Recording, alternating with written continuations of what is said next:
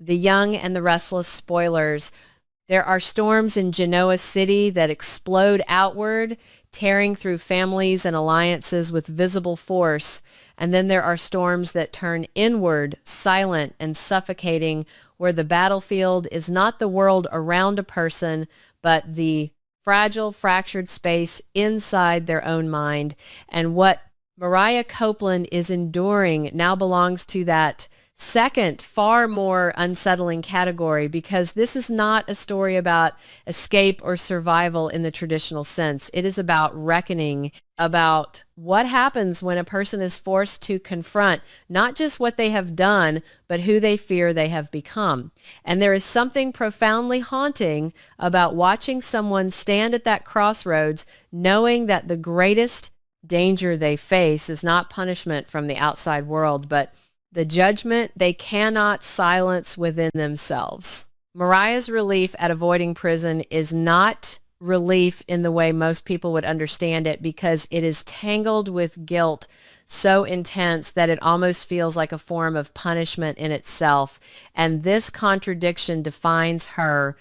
current state, because part of her understands logically that incarceration would not help her heal that. It would only trap her in an environment that amplifies trauma rather than addressing it. But another part of her, the part that cannot forgive herself for what she did to Dominic, clings to the belief that she deserves to suffer, that escaping legal consequences somehow invalidates the weight of her actions, and this internal conflict creates a psychological tension that is almost unbearable, because it leaves her suspended between two realities, one where she is trying to recover and one where she feels she has no right to do so. What makes this even more devastating is the shadow of Ian Ward, not as a physical presence, but as a psychological imprint that refuses to fully disappear, because the hallucinations she experienced were not random. They were manifestations of something deeply rooted, something unresolved, and even though those visions have faded, their impact lingers, leaving behind a residue of fear and instability that she cannot simply shake off. And in many ways, that is the most accurate depiction of trauma, not as something that exists only in moments of crisis, but as something that continues to shape perception long after the immediate symptoms have subsided. And from a narrative perspective, this is where the storyline becomes particularly powerful, because it refuses to offer a clean resolution, instead acknowledging that healing is not linear, that it is messy, unpredictable, and often deeply uncomfortable. Mariah's decision to seek proper treatment marks a turning point, but it is not a triumphant one. It is fragile, uncertain, and filled with doubt, because choosing to get help requires her to accept that she cannot fix this on her own, and that admission alone carries its own weight, especially for someone who has spent so much of her life trying to maintain control over her circumstances. And the failure of the Boston facility adds another layer of complexity, because it reinforces the fear that even professional help may not be enough, that she may be too far gone to fully recover. And this fear, whether justified or not, becomes another obstacle she must overcome. From my perspective, this is one of the most compelling aspects of the storyline, because it does not romanticize recovery or simplify it into a series of predictable steps.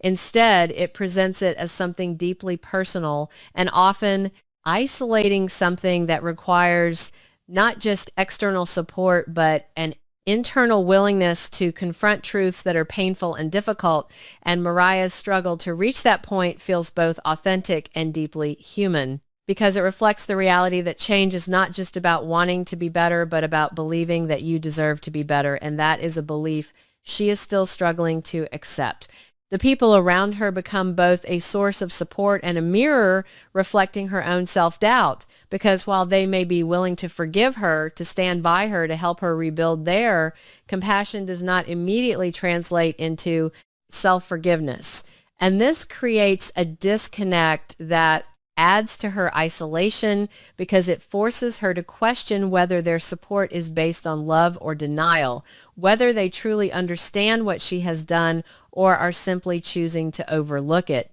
And this skepticism, while painful, is also a defense mechanism, a way of protecting herself from the vulnerability that comes with accepting their help. At the same time, there is a growing sense that Mariah is beginning to reach a point where avoidance is no longer an option, where distancing herself from those she loves is no longer sustainable. And this shift is subtle but significant because it suggests that she is starting to recognize that isolation is not a form of accountability, but a barrier to healing, and that in order to move forward, she must allow herself to be seen not just as the person who made a terrible mistake, but as someone who is trying to change, and that is perhaps the most difficult step of all, because it requires her to confront not just the past, but the possibility of a future she does not yet trust. There is also an underlying tension in how this journey will affect her relationships moving forward, because trust once broken is not easily restored. And while those closest to her may be willing to give her another chance, there is always the question of whether that trust can fully recover, and this uncertainty adds another layer of emotional complexity, because it means that even as Mariah works to heal herself, she must also navigate the fragile process of rebuilding connections that may never return to what they once were. What makes this storyline particularly striking is its refusal to offer easy answers or quick resolution, because it acknowledges that some actions carry consequences that cannot be erased, only managed, and that redemption is not about undoing the past, but about finding a way to live with it without being consumed by it. And this is where the narrative reaches its most profound point, because it shifts the focus from punishment to growth, from guilt to responsibility, and from isolation to connection.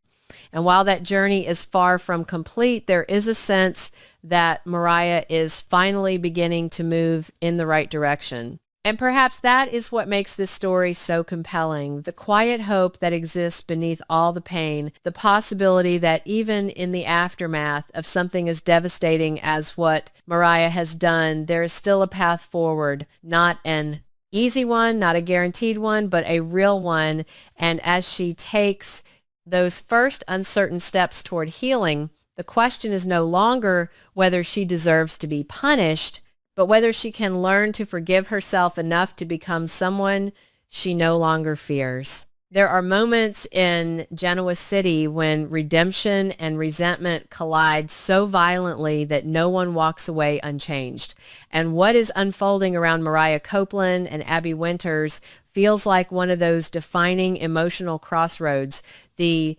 kind that does not offer clear resolution, but instead forces every character involved to confront truths they would rather avoid. Because while Mariah may be standing on the edge of recovery, of reclaiming some fragile sense of control over her life, Abby is standing in a completely different place, one shaped by fear that never fully faded and anger that refuses to soften. And when those two realities meet, the result is not healing, but friction. A deep and painful clash between the need for compassion and the inability to forgive. Mariah's journey toward treatment is not a clean arc of improvement, but a fragile attempt to stabilize a mind that has been fractured by trauma, guilt, and lingering psychological damage, and her willingness to finally seek proper help suggests a level of self-awareness that she did not have before, a recognition that what she experienced was not just a moment of poor judgment, but a deeper break in her sense of reality. And yet, even as she takes those steps forward, there is an emotional weight that follows her, because avoiding prison has not freed her from consequences. It has only shifted those consequences inward, turning them into something more abstract but no less punishing. A constant internal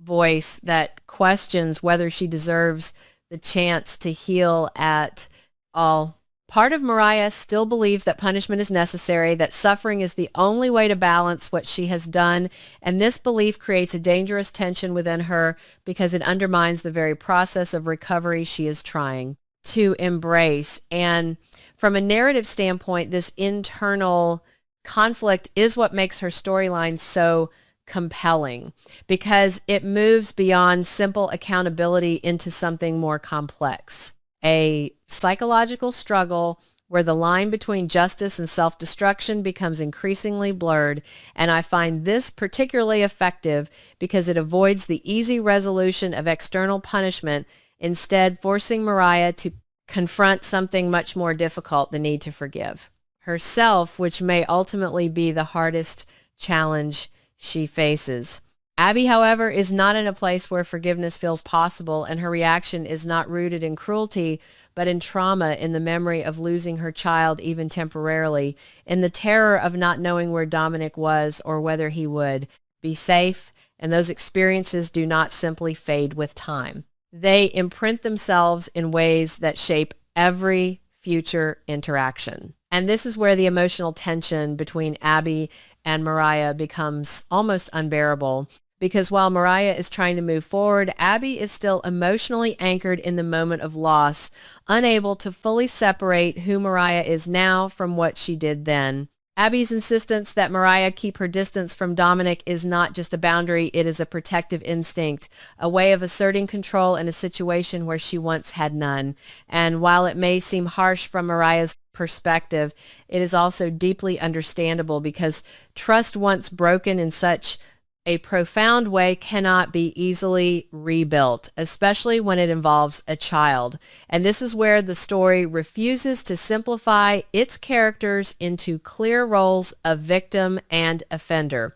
instead presenting both women as individuals shaped by their experiences, each carrying pain that is valid, even if it puts them at odds with each other. The moment Abby learns that Mariah has avoided prison becomes a catalyst for even deeper conflict because it forces her to confront a reality that feels fundamentally unfair. The idea that someone who caused so much fear and disruption in her life is now being given the opportunity to heal and move forward. And this is where Abby's internal conflict begins to surface because part of her may recognize that Mariah needs help, that her actions were influenced by a psychological breakdown rather than pure malice. But another part of her resists that, understanding, clinging to the anger that has defined her experience, and this tension between empathy and resentment creates a dynamic that is both emotionally rich and deeply uncomfortable. From my perspective, Abby's reaction is one of the most grounded elements of this storyline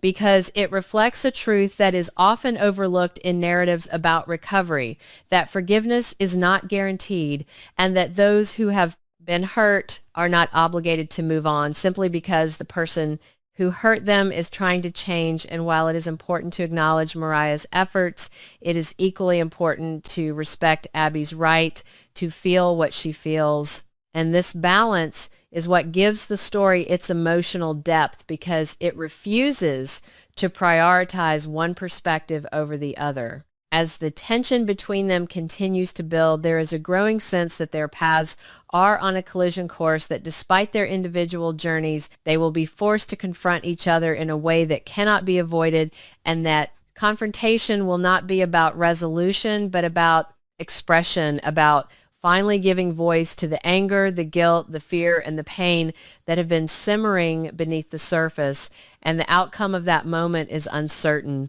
because while it could open the door to understanding, it could just as easily deepen the divide between them. Mariah's greatest challenge moving forward will not just be her own recovery, but how she navigates a world where not everyone is ready to accept her progress, where some people may never see her as anything other than the person who made a devastating choice. And this reality adds another layer of difficulty to her journey because it means that healing is not just an internal process, but an external one as well, shaped by how others respond to her and whether she can continue to move forward even in the face of rejection. Abby, meanwhile, must grapple with the long-term impact of her own emotional response because while her anger is justified, holding onto it indefinitely may come at a cost, not just to her relationship with Mariah, but to her own sense of peace. And this creates a parallel arc where both women are struggling with different aspects of the same event. Mariah with guilt, Abby with fear, and the possibility of reconciliation, however distant. Depends on whether they can find a way to acknowledge each other's pain without allowing it to define them entirely. There is no easy resolution here, no moment where everything falls neatly into place. And perhaps that is what makes this storyline so powerful, because it reflects the complexity of real emotional conflicts where healing and hurt coexist, where progress does not erase the past, and where forgiveness, if it comes at all, is not a single decision, but a process that unfolds over time. And as Mariah stands on the edge of a new beginning, and Abby remains rooted in the aftermath of what was lost. The question is not whether they will find closure, but whether they can find a way to exist in the same world without tearing each other apart.